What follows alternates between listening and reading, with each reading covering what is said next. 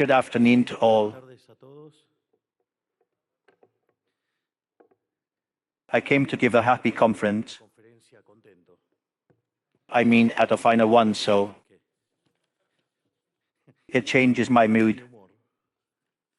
Well, first of all, I want to thank the Commercial Chronicler for inviting me again.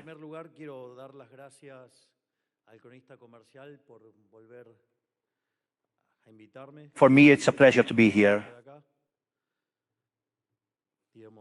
Besides, I see many who I really appreciate, as is the case of Hernan,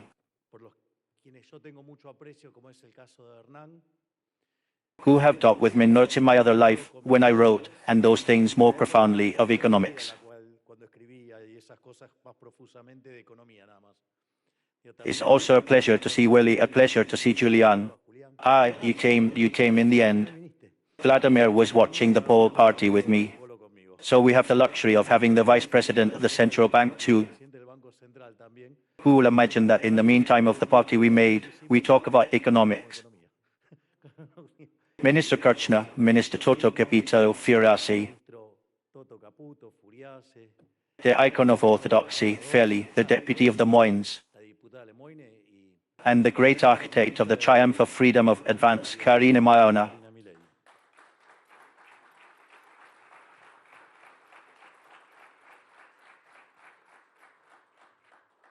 Today's talk I have raised is in terms of changeable discussion.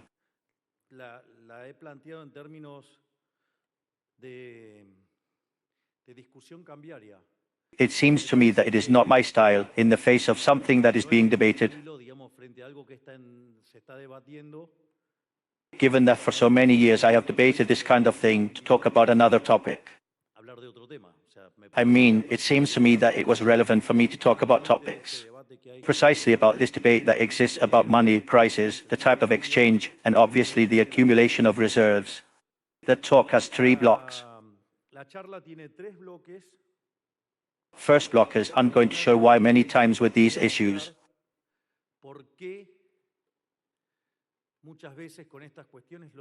economists are part of the problem, not of the solution. I mean that of looking at the series of types of real change. To say it in a very polite way, it is very precarious intellectually.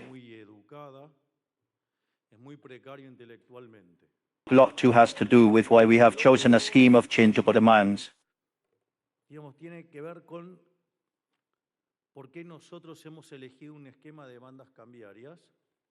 And block 3 is going to be directly about accumulation of reserves. So the first point is that when you do the analysis of the type of real change,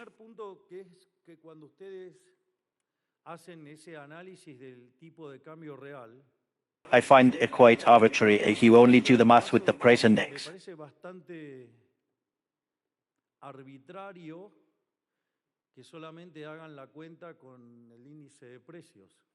Honestly, you have the estimations of the International Monetary Fund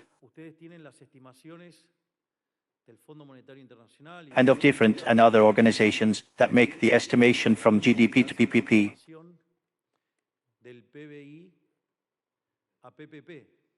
And you construct the quantities, which is also done. But not only that, but the difference between GDP to PPP and GDP to current values. That is telling you if the economy is really expensive or not. So if my GDP to PPP is higher than my GDP to current values,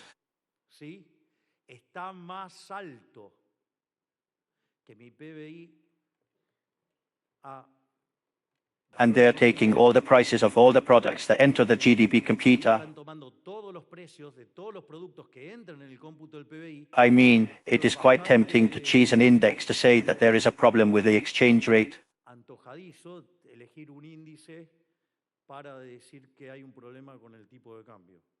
In addition, it has another problem, and that is that you are looking at a problem of macros. You are looking at macros, and you are doing an analysis of the partial equilibrium. You are ignoring all the rest of the situations in the economy. For example, I have seen Toto explain to the point of exhaustion For example, when they do the comparison, no, this is like 2017. What part is like 2017? I would like to know what is the part that coincides with 2017, because basically the fiscal adjustment was never made. In fact, when the Macri government received the government, that is, instead of making the adjustment, what it did was increase the fiscal deficit. In addition, at no time did it correct it, and it only corrected it with debt. That is, during the Macri government, $60 billion net were borrowed. And the reality is that we, after 123 years, we balance a treasury in a single month. And in 6 months, the central bank, we made an adjustment to 15 points of the GDP. In fact, one of the things that Toto usually mentions with a lot of criticism is that we could have made the fiscal adjustment, put the accounts in order, and there would have been an hyperinflation. So we have fiscal balance. We have barely a current account deficit.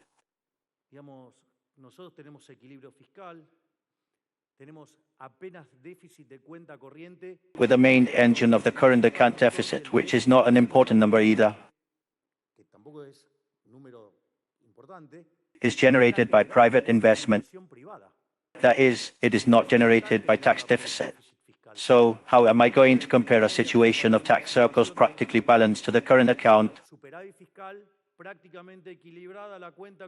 and all the impulse of the current account is generated by an increase in the demand for capital assets?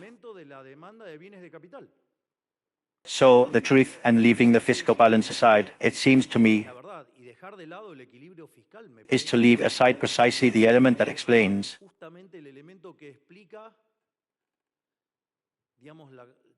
the 20 out of 22 crises that Argentina has had since 1900 until now.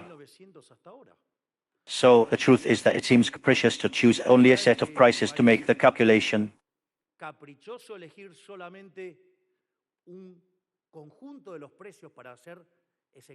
Second, it has a problem of partial balance analysis, ignoring everything else. In fact, by the way, we paid off $50 billion in debt. In other words, we cancelled debt. So it is there is a problem. That is, they look at a general balance problem with tools of partial balance. Inexorably, that will be wrong. On the other hand, they take a series and calculate the average. And the reality is that they calculate the average according to where they like the exchange rate to remain, especially to save customers, saying that they are victims of their bad recommendations. There is one that is known because it sent to bankruptcy a very important company, was its exchange rate errors. So they want to liquefy hunger and the Argentinians, their mistakes of forecasts. It's a whole topic. There is one in one of the books of Baerbock, which is power or market law.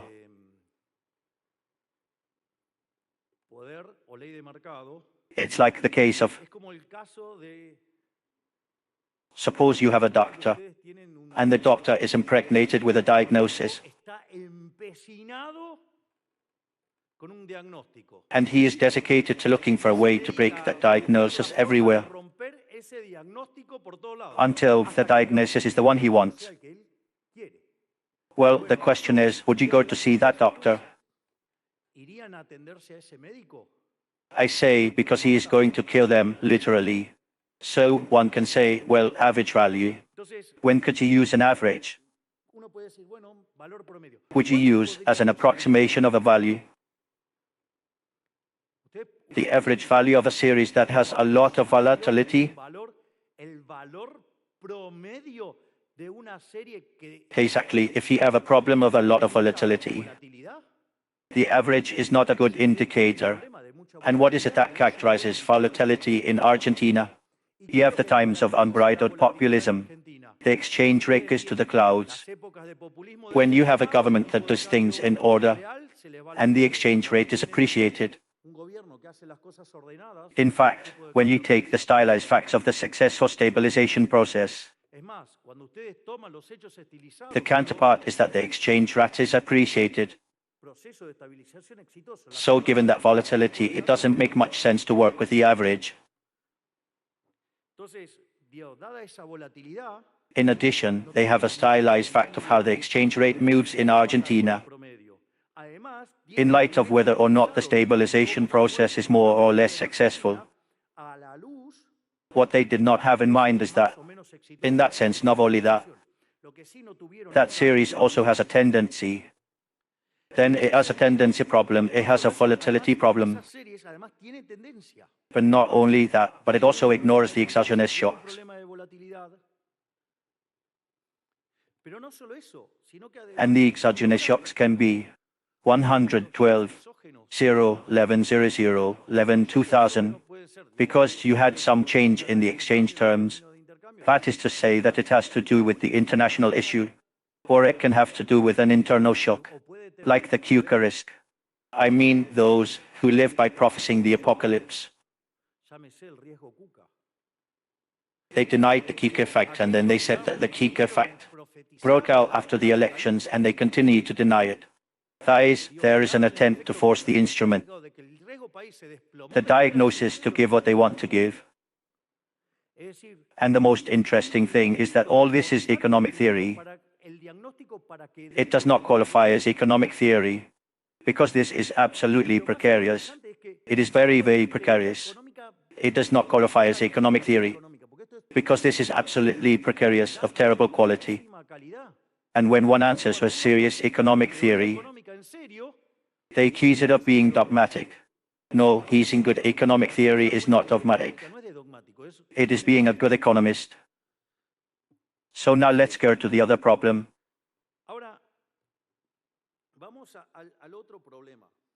So now let's seriously think about what the real exchange rate problem is. From my point of view, you have to look at it with a macro perspective. What would be general balance? There is also another thing of a terrible level and regrettable, and economists believe that a system of equations is the general balance. No, the system of general balance has a certain characteristic. The equations, it is not anything. They have a certain format. And I risk that the vast majority of those who talk about this type of thing do not know that it is a homogeneous function at degree zero. Uncle, with which I already suspect that they do not know anything about general balance. But that is another issue. Now, when you take a model of general balance to determine the relative price balance fact, and then suppose that money is the numerator, and then all goods are expressed in relation to money, what is it that determines the solution of a general balance model? It is determined by preferences. It is determined by technology. It is determined by donations. And that is in a normal case. But this is not the only thing that you would have to contemplate. Because, for example, if I, in the determination of a general balance model, take only these three elements, and I do not worry about the question of the property rights, then it gives me the extreme socialist solution, real socialism or capitalism. It seems to me that it does not work. These things are not even explicit. They are not explicit because they do not know them. Not only that, but also the other issue is the institutions. Because you have a legal framework, but then it is not fulfilled. That also has an important role. Now, it means that in order to solve the general balance system, scaled in a numerator called money, which may be the one issued by the central bank or another, basically, in that model, I have to know to solve in a single period. What are the preferences of all the agents? What is the technology? What are the initial donations? Of money? The technology? What are the initial donations? How much are property rights in that economy really were?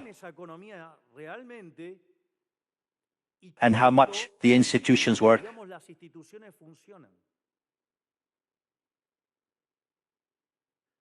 Not at all Hayek spoke of fatal conceit, because as much as it weighs on us economists, Hayek, what we can't talk about is what we do not know. That is, we can have an idea of what we do not know, of what cannot be done, where we should not get involved because the remedy is worse than the disease. That is, there is no way for you to know that fact, so that they can solve the system. Therefore, any evaluation they make about the type of exchange rate is bullshit. Because for you to say that the exchange rate is high or low, you should know the value of equilibrium. And to know the value of equilibrium, not only in general equilibrium, you have to know the whole vector. And to know the whole vector, you have to know all the things I just said that you do not know. Now, it is also not a static problem. The economy does not end today. The problem of the economy is a matter of dynamic range. And then, if I have a dynamic problem, now, not only do I need to know all these parameters, but I should also know them intertemporally. That is, I would have to know today's preferences to infinity. But for that I would have to know, for example, what is going to happen to the population, how they are going to mutate the preferences. Not only that, but also, as if all that were little, they are going to have to infer the technological progress. In fact, things that would not have been registered in the set of donations. It may be that in the future they discover that there are things that they can use that they did not know, or perhaps it is not what is happening with a lot of minerals and other things, that today it is known that they can be used for other things. Perhaps 100 years ago it was not known. They have to put it in some way. Therefore, I have to know all these parameters. There is the preferences, the technology, the evolution of the population, the evolution of technological progress, the donations, the institutions, the property rights from here to eternity. That's his, and to know that I would have to be omniscient, omnipresent and omnipotent. In other words, it would be God. I have some news for you. Economists do not qualify in that category. The knowledge of the economy does not qualify in that category. And only those who are fatally conceited socialists believe that they can have that level of knowledge. That is the heirs of rationalism. But the heirs of rationalism took us to communism. It did not work. It was a failure in the economic, in the social, in the cultural. And there is a detail which for me is no less, but perhaps for the communists, yes, because in fact they consider it something that was necessary. They killed 150 million human beings. On the other hand, the difference in all the branch that makes it with John Locke in front recognizes that man is fallible, that he can be wrong, he is not perfect. And from there, they go to the author of the Austrian school they want. Therefore, that analysis, not only that it is a partial balance,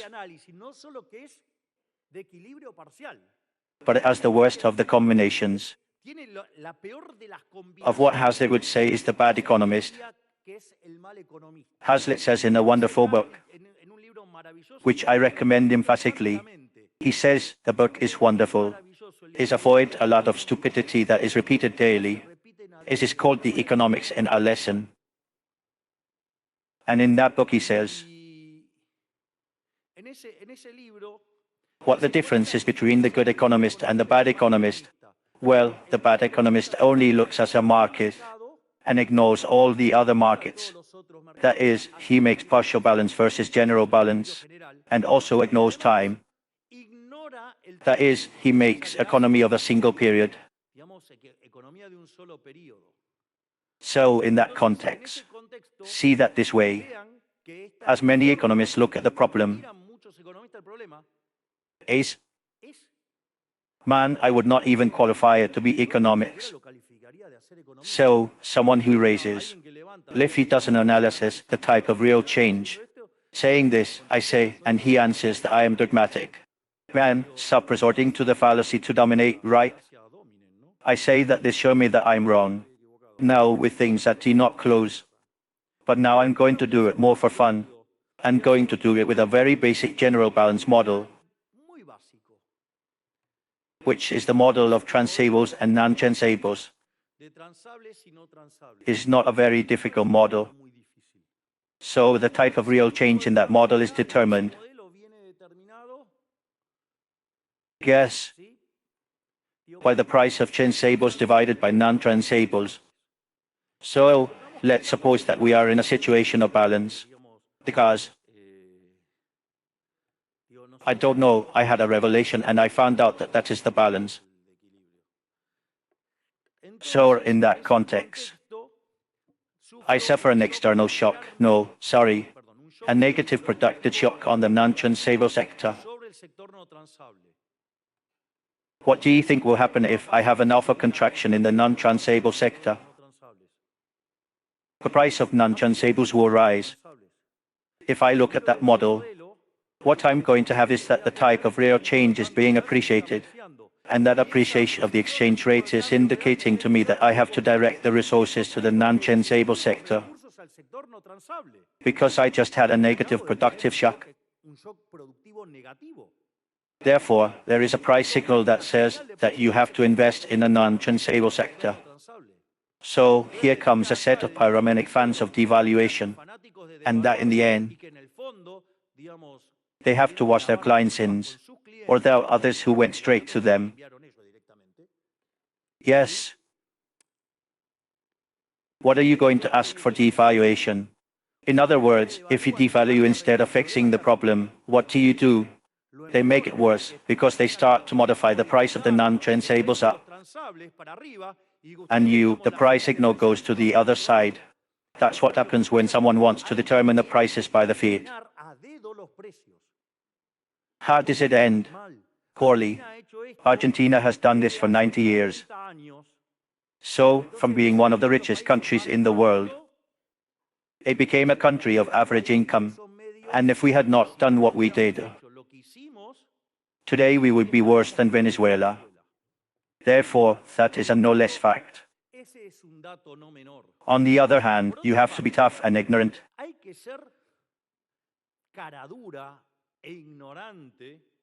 To take the series of real change types and ignorantly ignore the tax issue.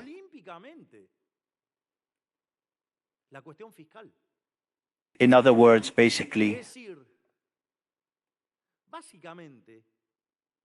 if you look at this model, it is quite elementary.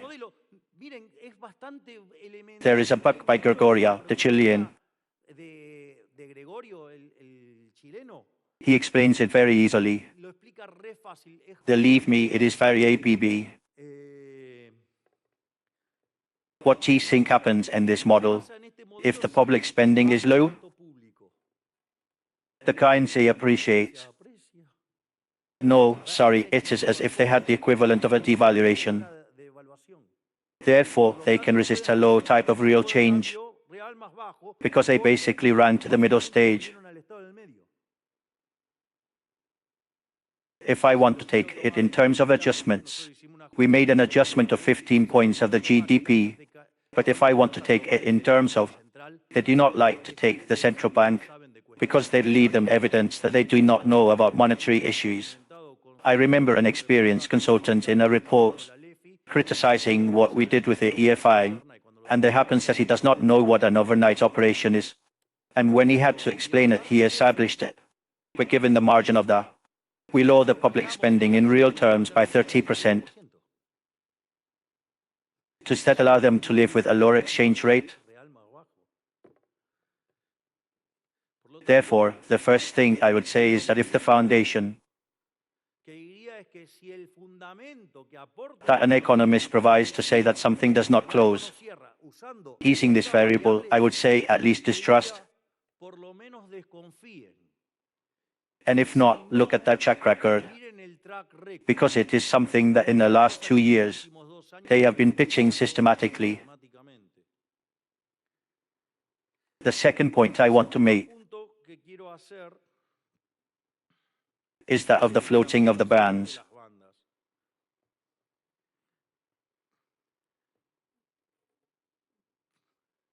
What I see in terms of macro analysis, this is bad, but although I see in terms of open economy analysis, it's still worse. I do not know, but I like to give the biography hard and even on both sides. But it's hard for me to believe where they do these things. The first point that I find most interesting of all, and it is the one that triggers this problem,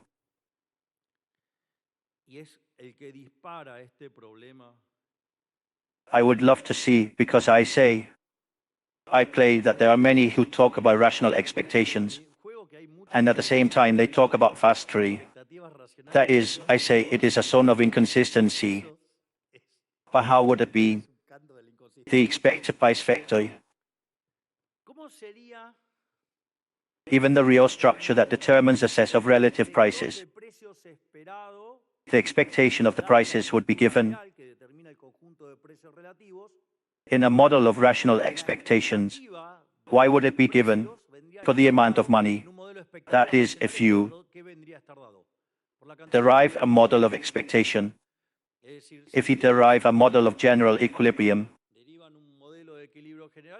is a model with functions of excess demand that all depend on relative prices. And if you use money to buy those goods, the function of demand in January would also be a function. It would depend on what? On the intertemporal path of consumption. And the intertemporal path of consumption would depend on relative prices. That is, with which, if the deep parameters did not change, those that I mentioned before, that we have no way of knowing, the function of demand for money would have to be solid. And that should be equal to the real balance. That is, the amount of money divided by the level of prices.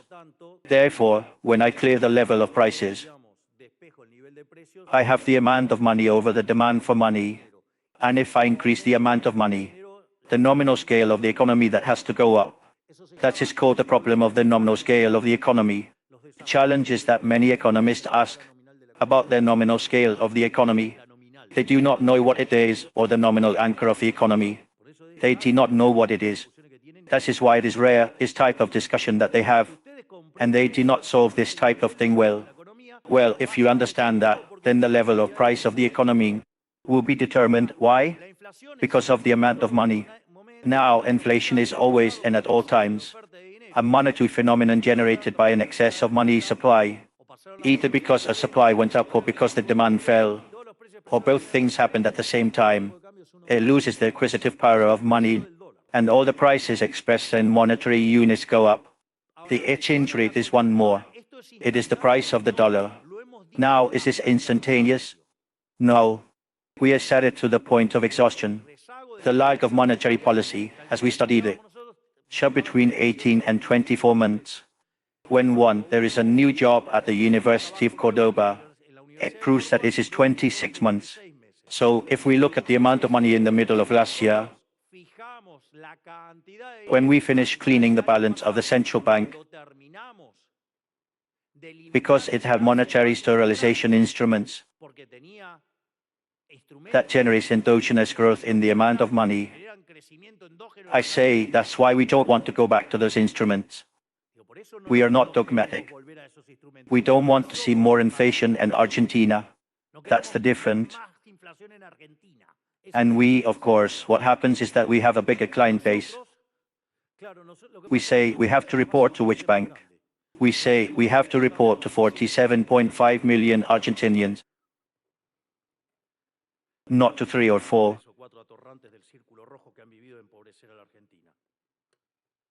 En ese contexto, por lo tanto, si el nivel de precio viene determinado por la escala nominal de la economía, es decir, la oferta de dinero, en la contracara de esto es que lo que va a determinar... And the only thing that we can do is increase the inflation rate in monetary policy.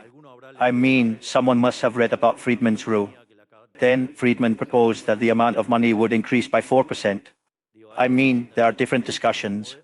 There are different monetary rules. Well, our monetary rule is zero emission. Or, let's say, in other contexts, zero supply excess, which is not the same. There is growth and the demand for money grows. There is room for emission, and I am going to discuss that in the part that we discussed the accumulation of reserves. Now, what is the problem in Argentina? The expectations, and for a reason, the Argentines do not form it according to a model of rational expectations. Like, you can do this, the most recent book, this one that I presented. In the arena movement, not the previous one, the one I presented in the Luna Park. The central argument is, when economists see that they have a problem in the model or reality, everything depends. If you work on the decision making, if the model does not work for you, they throw away and look for another one. That is why the experience that is accumulated in the financial system is valuable. How much do you think the model would have fallen in love with and lost money? On the other hand, since the consultants are like the Oracle of Delphi, they give advice but do not make decisions. They can make mistakes systematically, which they have been doing for 2 years. So the problem now is that the Argentines form their expectations by looking at the dollar. Los argentinos forman sus expectativas mirando el dólar. And the reality, I don't have to get angry with the model. I don't have to get angry with the Argentines. I have to solve the problem. They put me in the place, they put me to solve problems. And if I don't solve the problems, it would be very good if they don't renew my contract. In other words, they put me here to solve problems, not to do exercises of unanimity with the model. In that sense, one of the important parts that was lost in the economic analysis.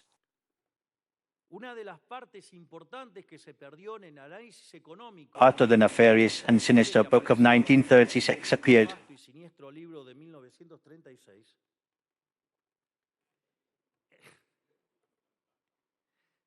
my law, let me pass one, which implied a huge setback in terms of economic theory.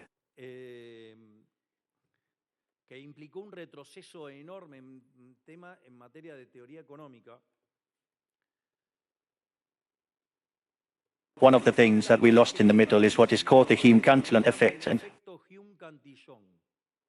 that has to do with the way in which money enters the economy. The reality that it is the fault of their work. For more than 30 years, they have been discussing things in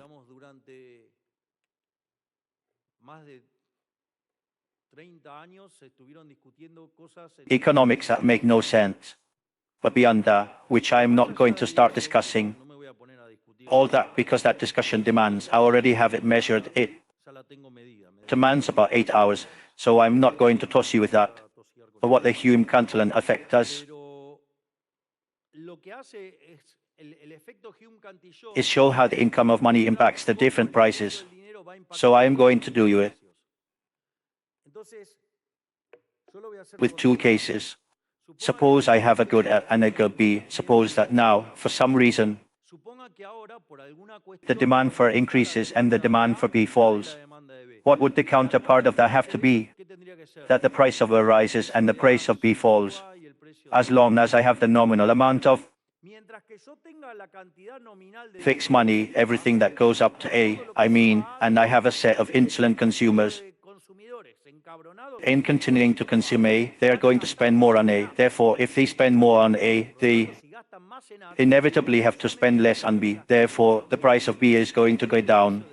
The only way that this does not happen is when there is monetary emission. If you have monetary emission, what happens? They increase the amount of money, so the price of B does not fall and the price of a rise is more than proportionally.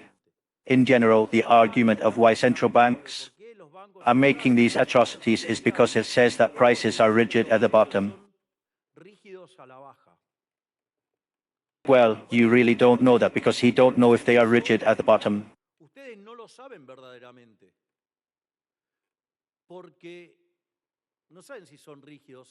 Because if all day in the last 90 years, except in 10, they spend admitting it, how do they know that they are rigid at the bottom? If they spent their whole life validating it monetarily. In fact, there is a wonderful book by Philip Megis called Defending Deflation. One of the things it shows is that the classics, which did not make economics for leisure, but rather made economics to solve serious problems. You review all the classical literature. Nobody cared about deflation. There was nothing. Nobody dealt with the issues of deflation, and yet they had patronora. So I say, it may not be that at that time they had no way of doing monetary validation, and consequently the prices moved. Of course, if you always say the prices go up, and well, in case of doubt, I leave it. But Menger is going to discipline them if that were the case, so that prices go up.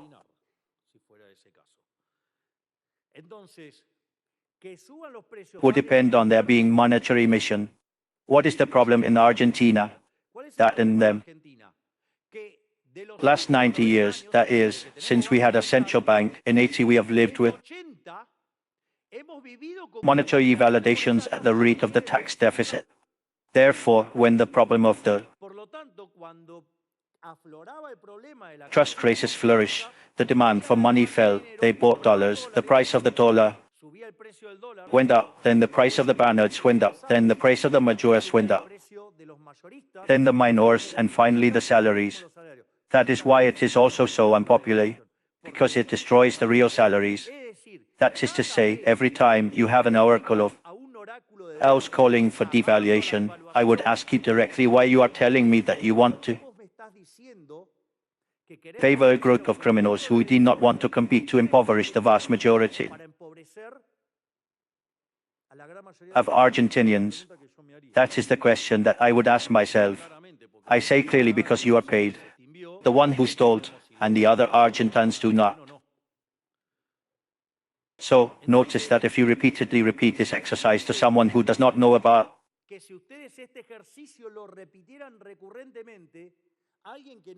economics and is not obliged to know about economics, that is why economists are there.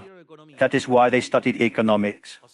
That is, if I do not know, I study sociology, I study psychology, I study law, I do not know what they want, architecture or whatever. I say, when it comes to this, an economist listens to it. I say the economist should know that it is the Cantillon effect, not the people. But what happens in this dynamic that I have just described, then you see that the exchange rate goes up, and what will happen next?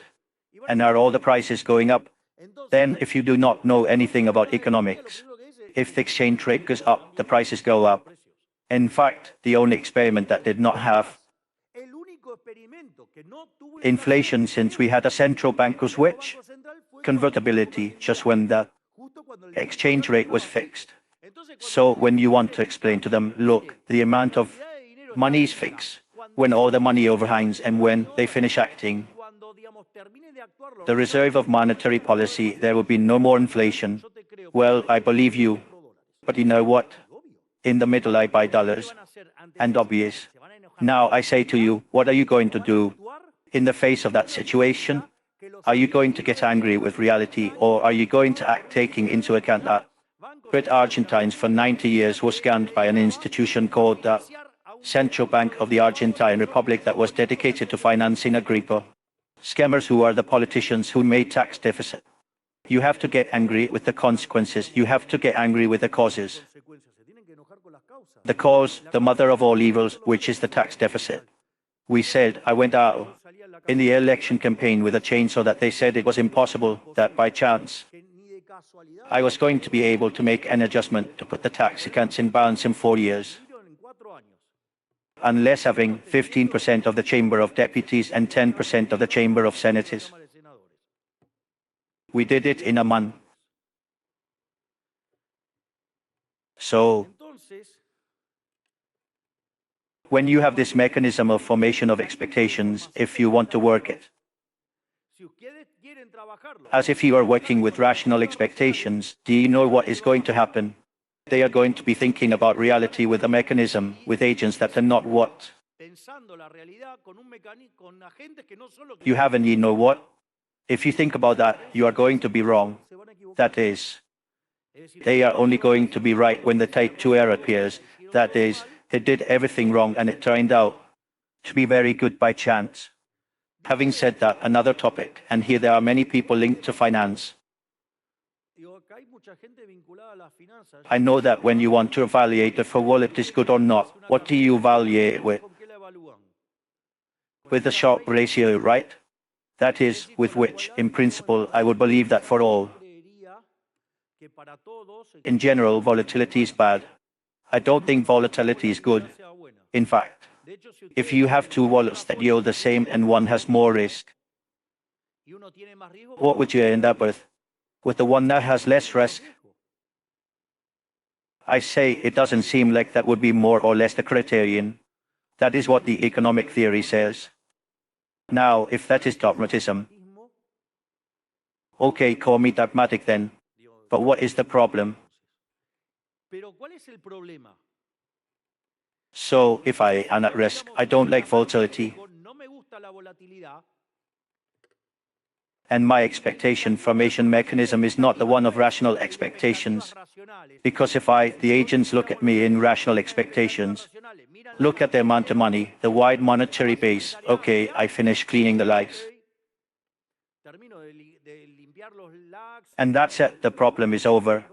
The problem is, do the agents do that? No. They've bad experiences from the last 90 years. The one who burned himself of milk sees the cow and cries. So, what do? Do I get mad at the agents? Or do I design the policy according to the agents I have? This second path seems more reasonable, and I shouldn't try to impose a model on their heads that they don't think about. So, why is it important to take into account the role of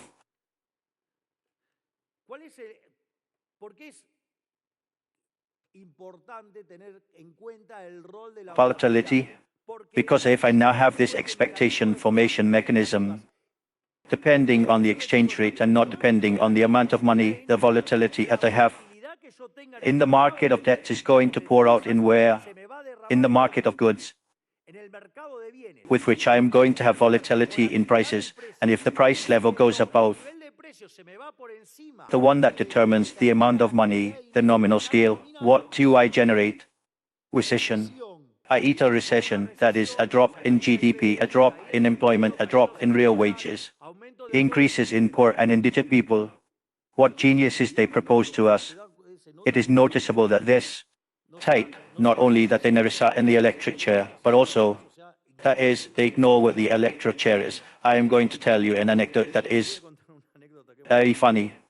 Everyone knows that I am a great friend of Professor Juan Carlos de Pablo. And when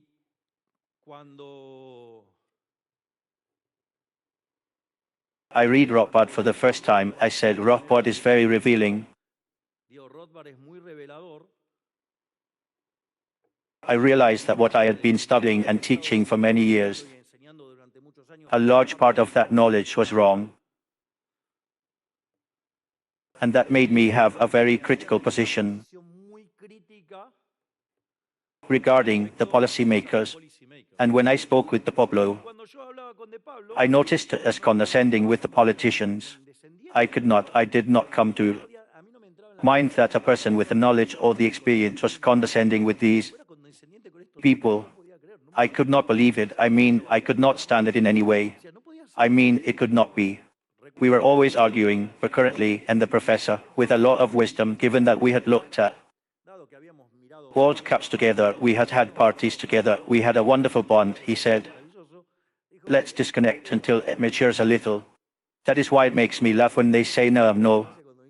There are two idiots who say no, he wants to apply anarcho-capitalism. This is not anarcho-capitalism, this is more common sense than anarcho-capitalism. But it seems that there are people who did not separate the philosophical from the real.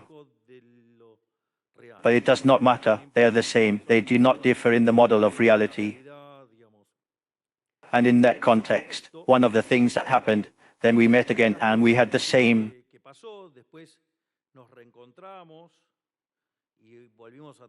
relationship as always, and already in the role that the Argentines have conferred on me. In the Oliveros dinners, in which they obviously imagined that we were talking about economy. In front of a group of friends, I publicly apologized to the professor, because one of the things that I realized is that I tried to contemplate the restrictions.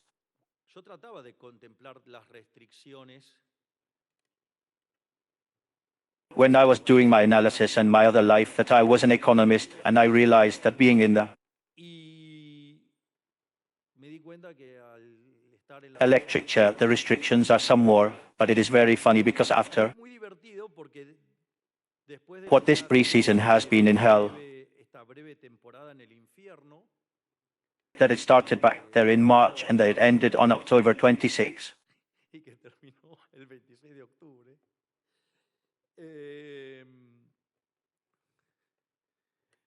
It is very interesting because I did a whole learning. I think we all did a very strong learning of what we are in the electric chair, because not only were we in the electric chair, but there were people wanting to touch the buttons. I say some with incentives to touch the buttons, others from the inside touching the buttons, others who did it by accident. It was very interesting, the whole process, a lot of learning. So one of the things he told me was that one from his experience of having spoken with so many ministers of economy and president of the central bank, he was surprised by how these people did not have a heart attack per month. And the devolution that he gave me, I don't know how you don't get a heart attack every day.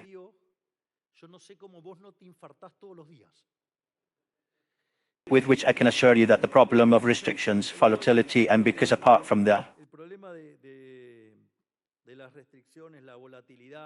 I look north. Now I'm going to tell you something. Life is not a straight and uniform movement.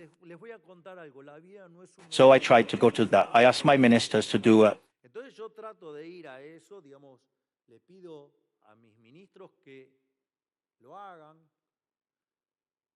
The only restriction that I put on them is ethical and moral values. That is, it is not worth using all the instruments. That is, if you have to choose between political utilitarianism and moral values, the role is that they choose moral values, because if it resolves the political question is a problem of mine, I take care of myself, and I came to do the things that have to be done. Remember when he closed last year and started this one, I said I am going to enter the year with a fiscal adjustment, and we did it. I'm going to enter this year and I'm going to put the balance sheet, and we did it. There is moral values are not negotiated. The pillars of the design of public policy do not violate. Los pilares del diseño de la política pública no violentan our values in a dynamic way, because I cannot take charge of the decisions that are made in the past. That for me is already initial conditions.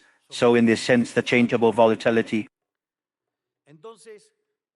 En este sentido, la volatilidad cambiaria translates into volatility of prices, in volatility of quantities, in volatility of real employment, in volatility of employment, in volatility of poor and harmless people. digamos, de pobres e indigentes. And that is not a minor issue, No es un tema menor. because then what are the bans for? The bans are to put a limit on Para ponerle un límite a la volatility, that is, so that the Argentine rises and the exchange rate cannot be anything because it comes from 90 years of being stifled. So that is the reason for the bans, and as we believe in freedom, the bans open up in time. Creemos en la libertad, digamos, las bandas se abren en el tiempo. That is, at some point the bans will be so open and the relative of the market price Y el relativo del precio de mercado of the bans is going to be a type of free exchange rate, but you cannot pretend to win. Pero ustedes no pueden pretender ganarle I agree to Ben Johnson if you are just learning to cheat. It is a matter of common sense. Es una cuestión de sentido común. Y And this is a technical issue, and I want to discuss it technically, técnicamente, because ¿no? Porque what is the theme of the bans inspired by? el tema What were we thinking when we thought about the bans? lo que era, digamos, lo que estábamos pensando cuando pensamos las bandas. When you study general equilibrium, you need to use a theorem to solve the existence. Ustedes, para poder resolver la existencia The equilibrium, you need to use a fixed point theorem. un teorema de punto fijo. ¿Sí?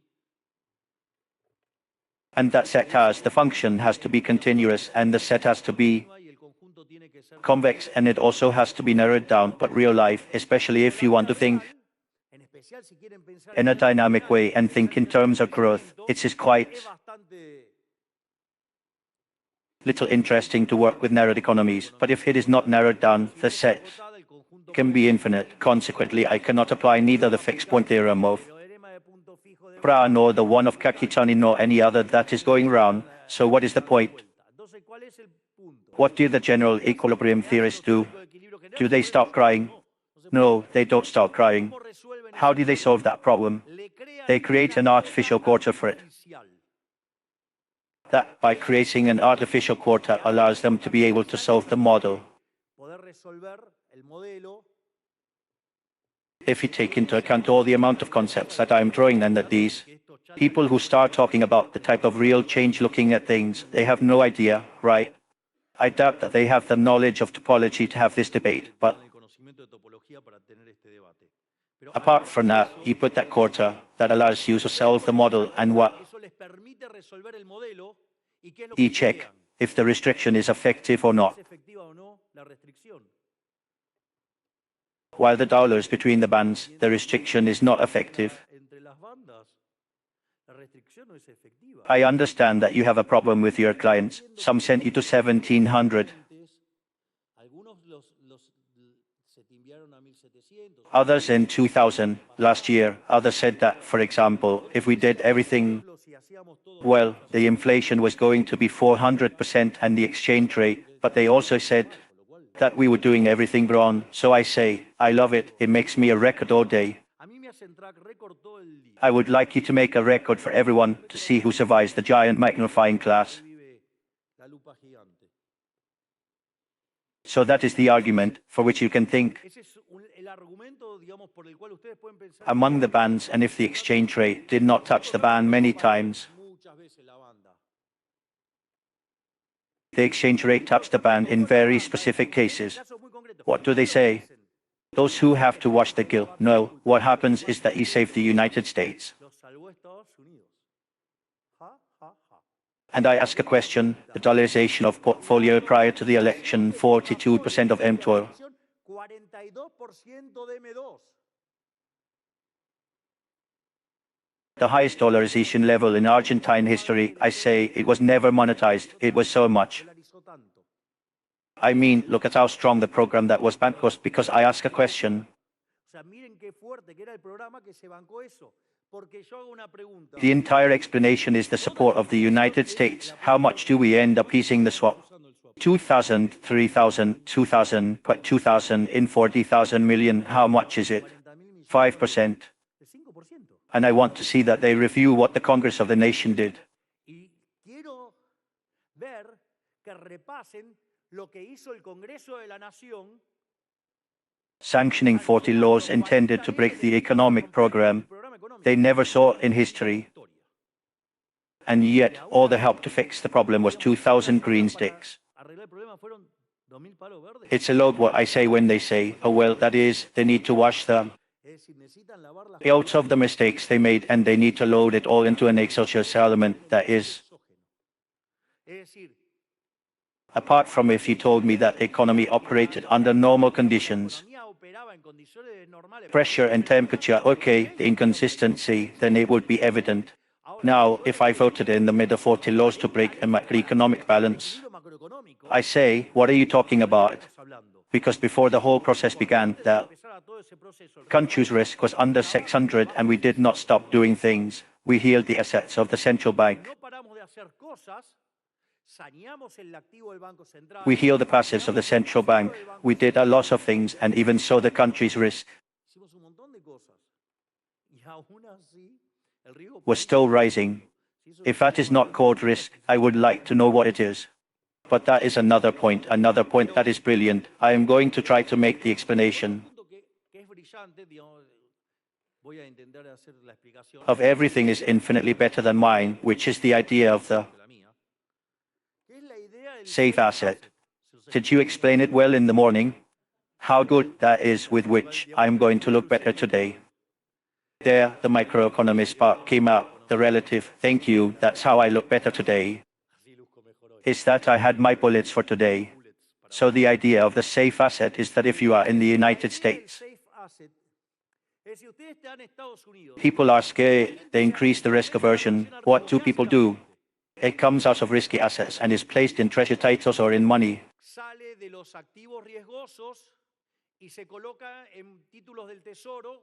Then they have a problem that they have deflationary pressures and as a purchase of the treasury bonds makes the price go up, the interest rate goes down.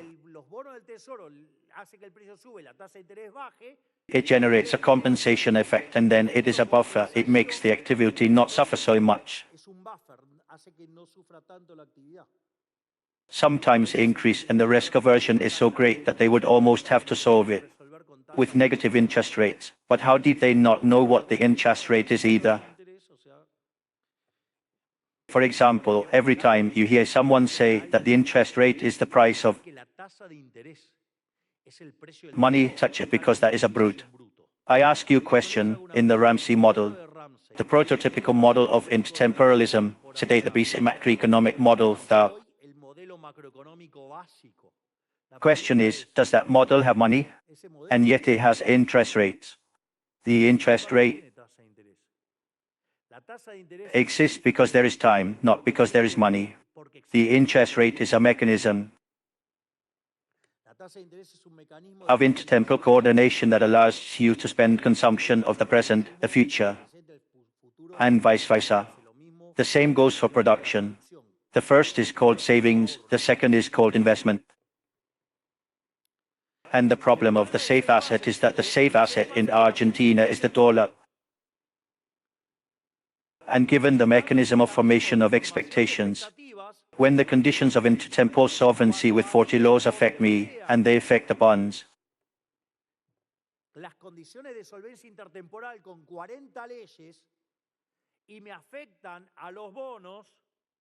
I say they leave the bond market and they buy what they buy. The same thing that Americans do, dollars and title of the North American Treasury. The difference is that we are talking about the exchange rate and the price level is a bar. So the discussion of the safe asset is a tremendous discussion. Now, I just gave you a lot of arguments, but there is one that is still stronger than all of them, and that shows how raw these types are. It is noted that for all their lives they have never traded something tradearon algo. What is the problem of the depth of the market is called in economic theory. You to have perfect markets, you need them to be complete and deep. Que sean completos y profundos. Well, for example, the exchange market in Chile trades $2,500 million a day. $2.500 millones diarios. In Brazil, it trades 4,500 and Argentina 200. There are days that it trades less than 100 sticks. 2 hours, 3 hours, it did not trade anything. And not to mention if two guys appear, not from the money table, but with their cell phones, saying, hey, put the price here, I'll pay you. Then, with half a green stick, they make the type of exchange jump, and at the moment the accomplices journalists appear on this and say, this is the type of exchange, with which people rot in the head. So you are going to tell me in truth.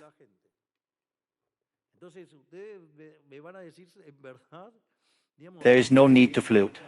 In other words, it does not meet any of the conditions to float.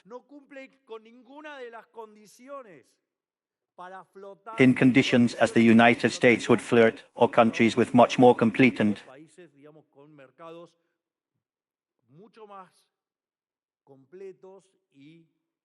much deeper markets. I say a way to fix this is by making the economy more open.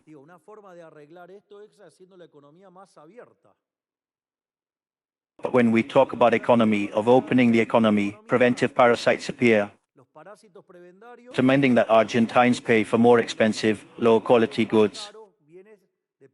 That is, if it is clear to you that when the one who is asking for protection is asking for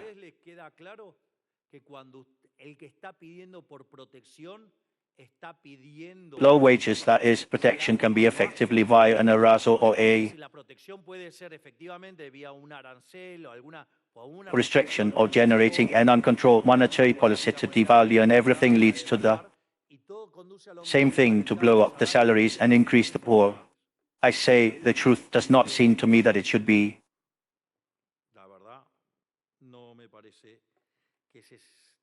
Because apart from what they say, how many times have they heard? No, because if they open the economy, the sector X will fall. And? No, but it will leave a tangle of unemployed. False, false. Again.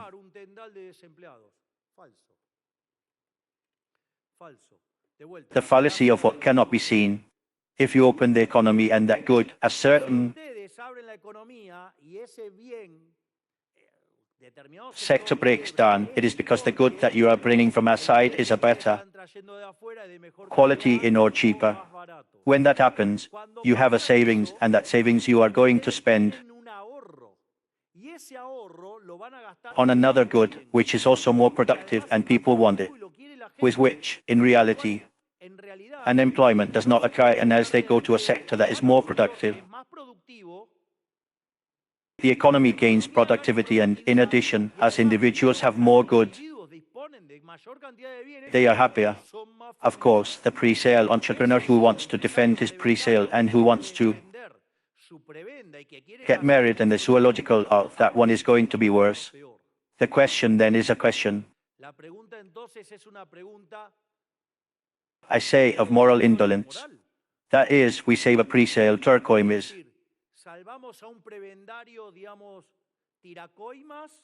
Coimists are the politicians of another time. I say nor now because I say I cut his head, and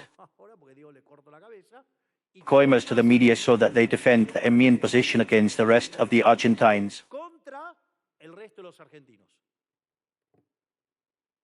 I say from the moral perspective, to you it seems good to steal all the Argentines, to save a criminal who put himself in connivance with politicians and with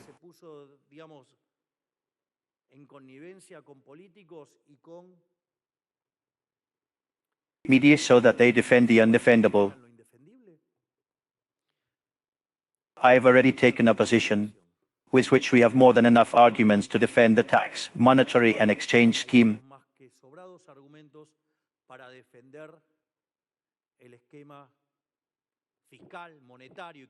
that we are having, because, said by the way, of course, what happens is that they did not see what is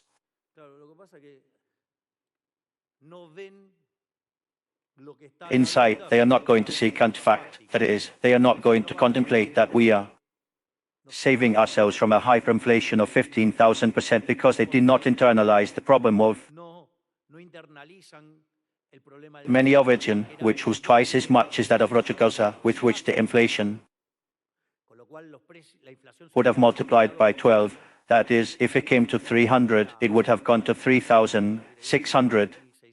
That they did not contemplate that we could have double the amount of money in a day. With the paid pesos, much less. That is, they did not know what an overnight rate is.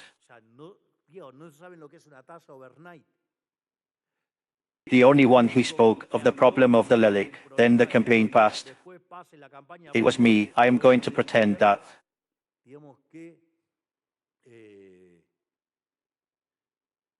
they understand that there was the equivalent of 9 monetary bases winning in pesos. And we did the entire stabilization program, unlike the great palanches who either sent another minister to make the Bornex plan off at Corralito, Corralón and others. We did this while respecting property rates. We did this also by recomposing relative prices of fat tariff. We made the fiscal adjustment. We did not look at the exchange rate to make the task easier. We have a fiscal balance, 123 years. They say that they did not have others. This is interesting. It is interesting because as well as they deny that we pay the debt, they say that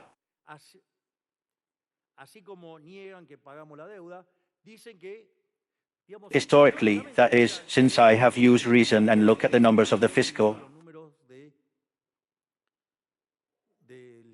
it was always looked at in a box basis. For those who come from accounting in what is called perceived, the tax numbers were always looked at like this, as we have tax balance in the box basis, in the perceived, as it was always looked at those no tax balance. Because in the base of revenge, that is, the methodology changes as I say, and what they did not realize is that they show that they are brutes in terms of accounting, that they are doing double accounting. When I have bonus type 0 coupon, the interests are going to be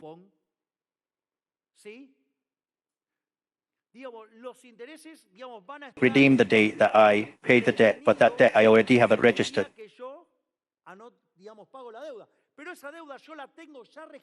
It is already charged. It is charged in the debt, that is, with which what they're doing is double accounting, that is, to try to deny the achievements of this giant, which is Toto Capito. Deny and do bad accounting on purpose, because I no longer understand why they make this mistake.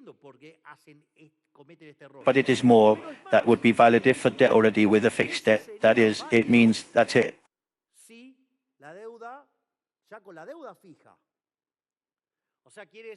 Would have to be discussed in case the debt rises. Bad news for these people who also deny it is that we lower the debt in more than $50 billion.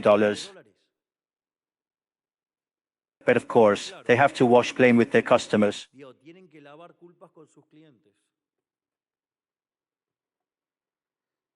So now we're going to the issue of the accumulation of reserves. All the debate.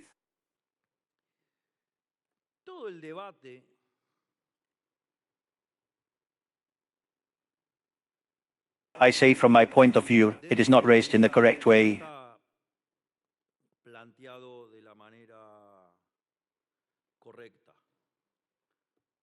Because the truth is that if I had a flexible exchange rate, fully flexible, one-on-one international monetary economy, I am not asking them to be roads.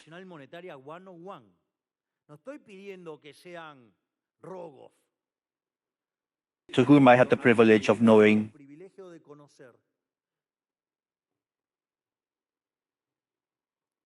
But it is not necessary to be rogues to understand this. If you have a flexible type of exchange date by definition of flexible exchange date, the reserve variation is zero.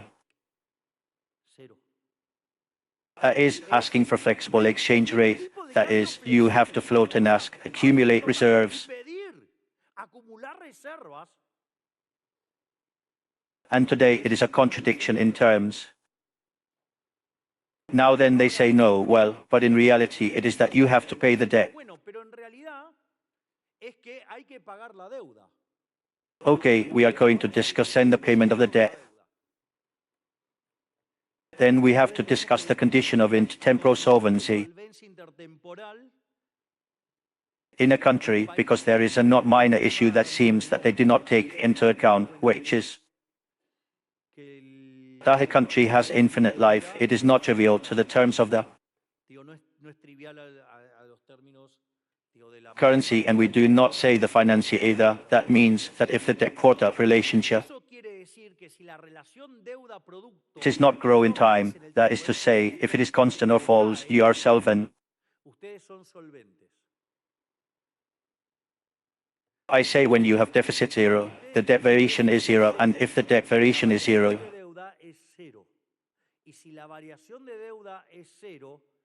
if the gross product expands, automatically the debt-product relationship falls. In fact, since we assume the debt-product relationship, it does not stop falling.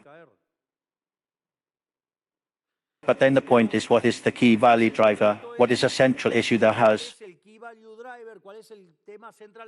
to do with the rollover? If I had rollover, what is that of being thinking that I have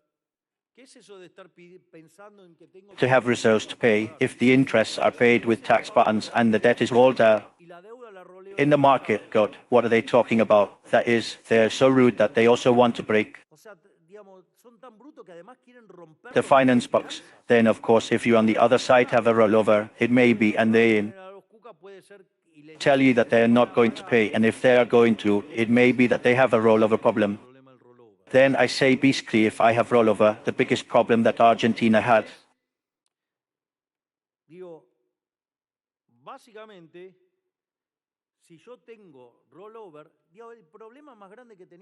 was the Kuka risk, the interest rate, so that more or less is the relative price of the present goods compared to the future goods. If I on the other side have a guy who says that he is going to destroy everything, he is going to destroy everything, he is going to break everything, he is not going to leave when the strategy was to break the model of my law.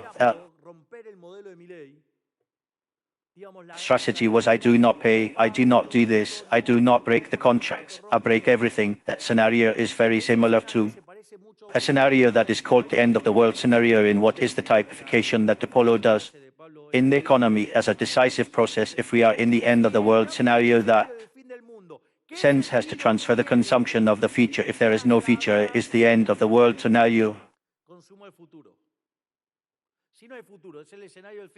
If it is the end of the world scenario and there is no sense for the future consumption because it is only valid today, or because I have my agents who only care about today, or it is caught into temporal myopia, the future disappears, then how much is it worth? There is no demand in the future, therefore how much is the future price zero, therefore the interest rate is infinite. Look at how good real we managed to, despite the barbarities that Benedetto said. Even so, it only reached 1500. And sometimes it also requires knowledge to be able to understand the counterfact now. But again, as we do not get angry with reality, we take it as it is then. Okay, I do not have rollover, I have to have reserves. Then if I have to reserve, then check if I have to pay or not, and if I use them to pay, then, and I had a problem that I go to the edge of the ban, I cannot defend it. That is the discussion. Then now someone asked himself, then what are the reserves? I say someone asked himself why they accumulate reserves.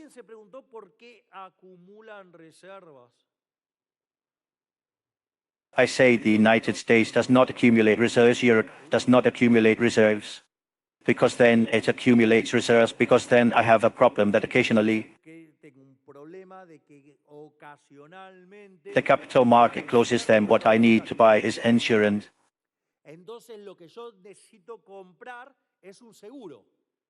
We all agree, because if we do not agree with what I'm going to say, then I buy insurance. Then the key when I go to buy insurance, that is the prime. Well, let's see what prime we are willing to accept as Argentines. Well, a possibility is that ignoring everything I said before, from the expectation formation mechanism, from the problem of volatility of the safe asset and the depth of the market, I go out to buy like an elephant in a bazaar. I go out to buy dollars emitting as that does not have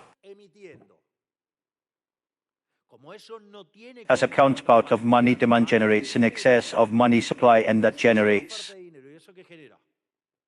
inflation. That is to say, the tax on upward. That is to say, those who are asking me to do that are asking me to ruin the lives of Argentines. Enough labor cost us.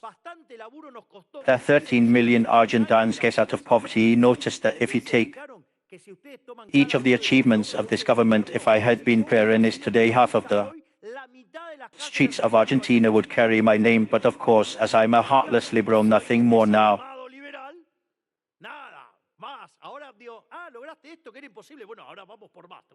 God even asked things that are inconsistent, and the truth is that it seems to me that insurance against generating pull to insure the dollars, I do not know who can buy them.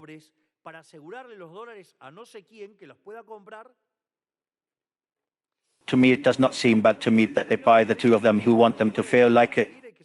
But the problem arises in itself. It is fatty. It seems that it is fair to buy.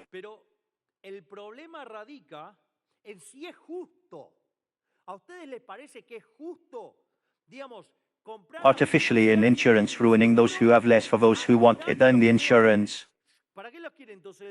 To protect people, God, the insurance are to protect.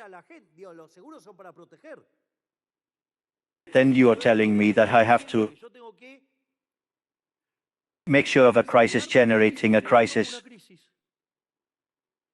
It is rare. That is because I finish on top of the problems I pointed out before I finish. Self-generating, therefore, I'm sorry, for the option to generate inflation and break the quality of life of millions of Argentines. That is not mine.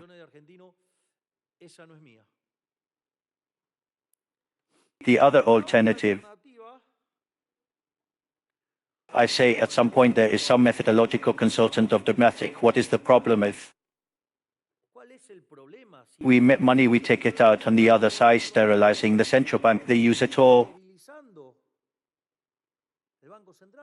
The central banks of the world, because we were not clear what it was.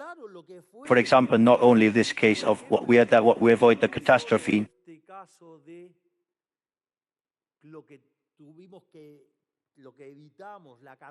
That we avoid using the instrument. I'm going to tell you something. This disaster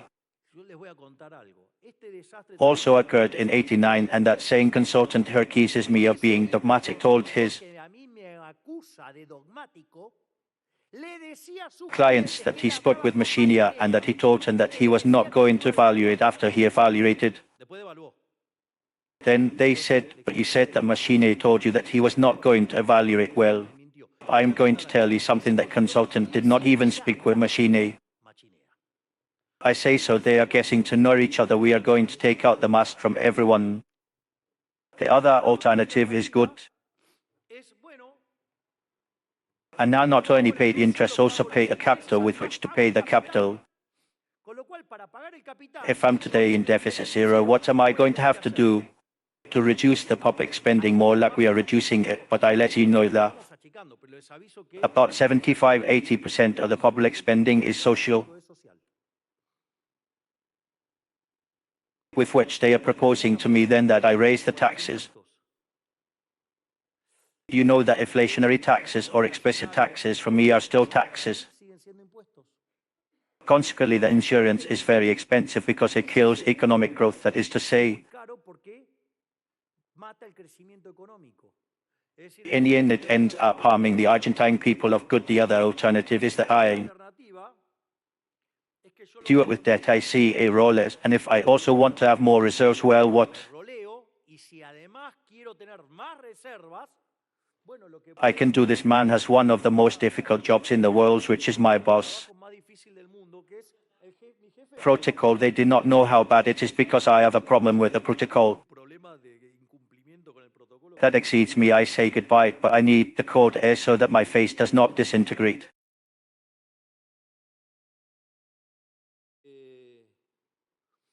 Pero necesito el aire frío para que no se me desintegre la cara. If I put the cold air, they hit the column and I get cold, but I prefer that my face does not disintegrate.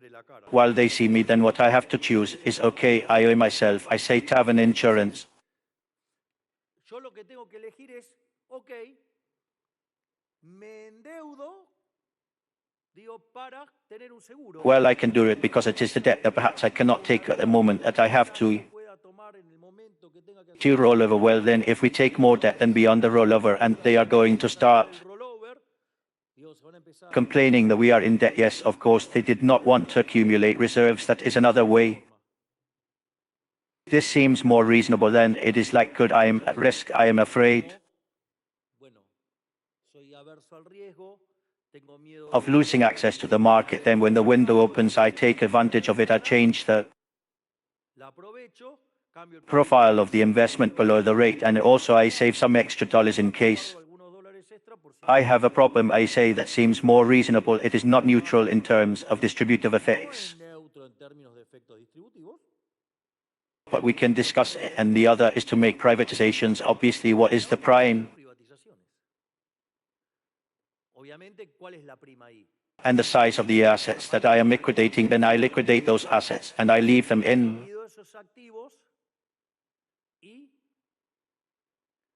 the central bank or the other thing, or I take more debt and the treasury with that pays a central bank creditor of the Argentine Republic. That it is reasonable then. But for that we need to go back to the market, and we have high confidence that we are going to do it because the payment is for January. You already said it, right? Yes, so in that.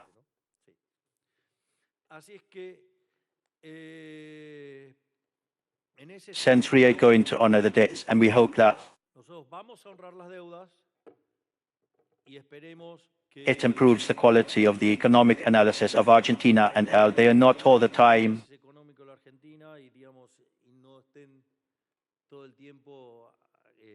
there has to be explaining that 2 + 2 is 4 beyond that. We believe that we have a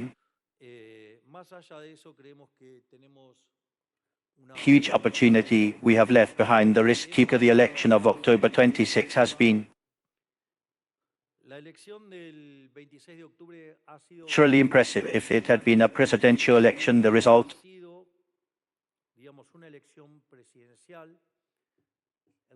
of the election would have been 41-24. That is called the first round. Not only that, but also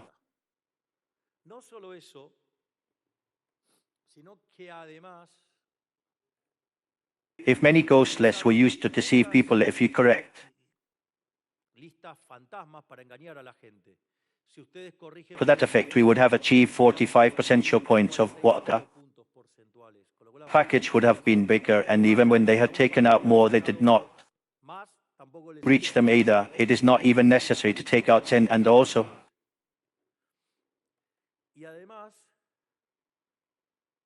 my face is not on a ticket. I was campaigning and my face is not on a ticket. What is more, we won the province of Buenos Aires and our face was not on the ticket, and we still won it.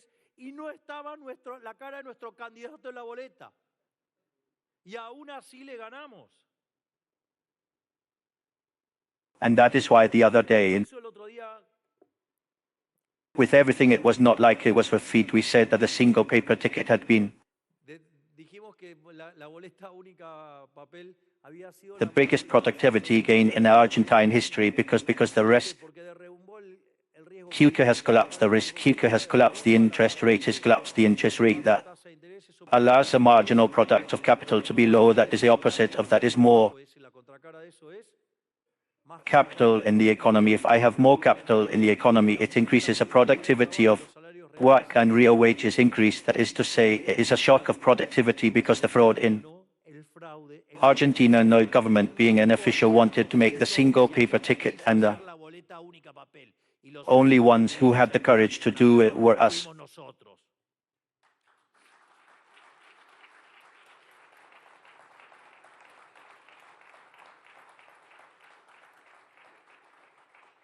But also this election not only allowed us to get the third and deputies to defend the bets. In reality, there were 127 seats at stake.